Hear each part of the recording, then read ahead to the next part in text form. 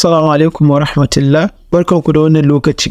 A yau mun zo muku da part 1 na cikin jerin bidiyo da muka fara kawo akan YouTube from beginner to professional. Za mu kawo muku part 1. Wannan shine series mu na 3. Za mu kawo muku abubuwan da part mu suka kunsa dangane da abin da za mu tattauna a cikin wannan jerin giyar series ɗin da za mu kawo. Part 1 shine muka ce setting up your YouTube channel.